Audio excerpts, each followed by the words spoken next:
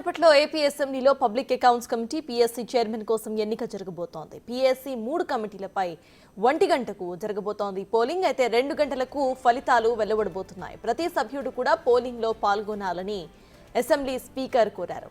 అయితే పోలింగ్ కు 11 మంది వైసీపీ ఎమ్మెల్యేలు దూరంగా ఉన్నారు.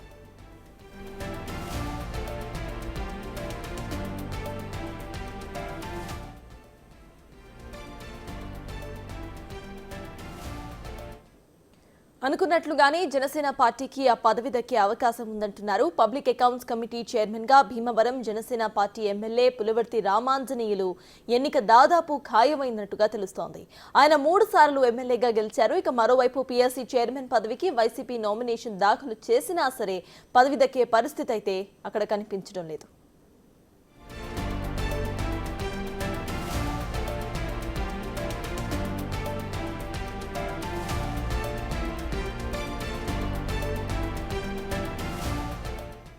ఇక ఏపీ అసెంబ్లీలో public accounts committee PSC chairman కోసం ఎన్నిక పోలింగ్ అయితే ప్రారంభమైంది. ప్రెజెంట్ దీనికి సంబంధించిన అప్డేట్స్ ను మా ప్రతినిధి శివ అమరావతి నుండి అందించడానికి సిద్ధంగా ఉన్నారు.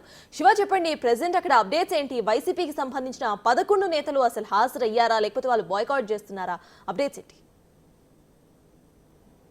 రైట్ సత్తాజ్, మొత్తం మీద చూసుకుంటే ఆంధ్రప్రదేశ్ శాసనసభకు సంబంధించి కూడా పీఎస్సీ చైర్మన్కి సంబంధించి కూడా ఎన్నిక ప్రక్రియ జరుగుతూ ఉంది. దీనికి సంబంధించి కూడా అసెంబ్లీ ప్రారంభమైన తర్వాత వెంటనే పోలింగ్ ప్రక్రియని అధికారులు ప్రారంభించారు. మధ్యాహ్నం 1 గంట వరకు కూడా ఈ పోలింగ్ ప్రక్రియ జరుగుతుంది. 2 గంటలకి ఫలితాలు వెలువడించబోతున్నాయి.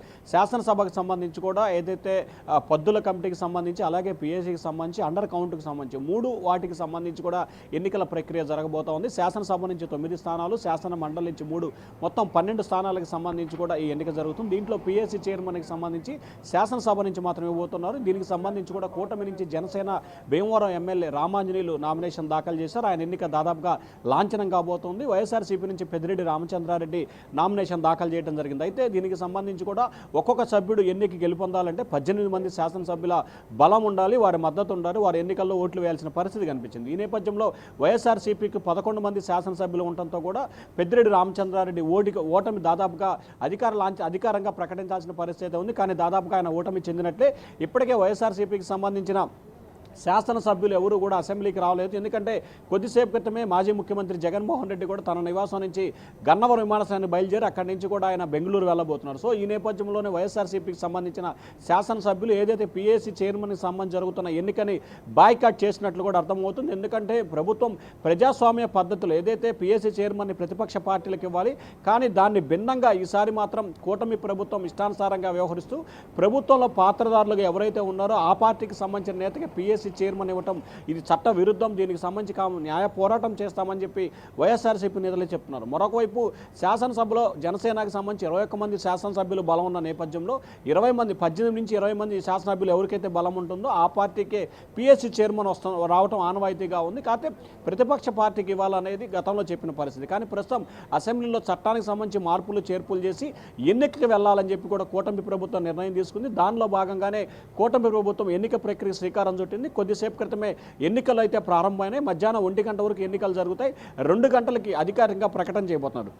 సో దాదాపుగా చూసుకుంటే పీఎస్సీకి సంబంధించి కానీ, మిగిలిన పద్దుల కమిటీకి సంబంధించి కానీ, అండర్ కౌంట్ అకౌంట్స్కి సంబంధించి కానీ 9 స్థానాలకు సంబంధించి అసెంబ్లీ 3 స్థానాలకు సంబంధించి శాసన మండలిలో ఉన్నాయి. కాబట్టి దాదాపుగా 3 స్థానాలు శాసన మండలికి సంబంధించి వచ్చే వాటికి సంబంధించి వైఎస్ఆర్సీపీ గెలుపొందే అవకాశం కనిపిస్తుంది. ఎందుకంటే శాసన మండలి వైసీపీకి సంబంధించి దాదాపుగా 37 మందితో కూడుకున్న బలం ఉంది. కాబట్టి ఈ నేపథ్యంలో 3 స్థానాలని వైఎస్ఆర్సీపీ కైవసం చేసుకునే అవకాశం, అంటే సభ్యులను మాత్రమే వైఎస్ఆర్సీపీ కైవసం చేసుకుంటుంది.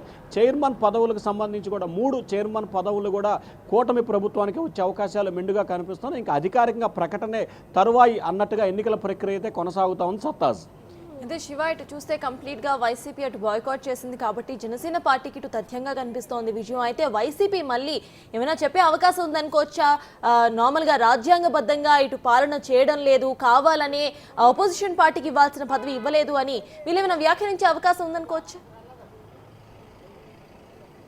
అంటే ఇప్పటికే వాళ్ళు రాజకీయపరమైన విమర్శలు అయితే చేస్తూ ఉన్నారు. ఇప్పటికే ఆ పార్టీ నేతలకు సంబంధించి కూడా ఖచ్చితంగా కూటమి ప్రభుత్వం ప్రజాస్వామ్యాన్ని కూలీ చేసిందని చెప్పి కూడా వారు ఆల్రెడీ నిన్నటి నుంచే మాట్లాడడం ప్రక్రియ జరిగింది. ఎప్పుడైతే ప్రతిపక్ష పార్టీకి ఇవ్వాల్సిన హక్కు ఉంది, కానీ 18 మంది బలం ఉండాలనేది రాజ్యాంగ నిబంధన ఉంది. ఏ రకంగా అయితే ప్రతిపక్ష పార్టీకి పిఎస్సి చైర్మన్ ఇవ్వాలో రాజ్యాంగ నిబంధన ఉందో, అదే రకంగా 18 మందితో కూడుకున్న సభ్యులు అంటే మెజార్టీ బేస్ చేసుకొని, సంఖ్యాబలాన్ని బేస్ చేసుకొని ఇవ్వాలనేది రాజ్యాంగ నిబంధన ఉన్నది కూటమి చెప్తుంది. కానీ సో ఈ నేపథ్యంలోనే ఖచ్చితంగా కూటమిపై విమర్శల వర్షాన్ని అయితే వైఎస్ఆర్సీపీ చేసే అవకాశాలు స్పష్టంగా కనిపిస్తున్నాయి. దాన్ని గట్టిగా ఢీకొనేందుకు కూడా కూటమి ప్రభుత్వం కూడా సిద్ధంగా ఉన్నట్లు స్పష్టంగా అర్థమవుతుంది. సో వైఎస్ఆర్సీపీకి సంబంధించిన శాసనసభ్యులు మనకి ఆ పార్టీ నేతలు కానీ లేదా ఆ పార్టీ వర్గాలు చెప్తున్న సమాచారం ప్రకారం ఆ పార్టీ నేతలు అయితే అసెంబ్లీకి వచ్చే అవకాశాలు అయితే కనిపించట్లేదు. అసెంబ్లీకి వచ్చి ఓటేసే అవకాశాలు అసలే కనిపించట్లేదు అనేది కూడా ప్రస్తుత పరిణామాలను బట్టి కూడా అర్థమవుతోంది. సత్తాజ్. Right, thank you Shiva.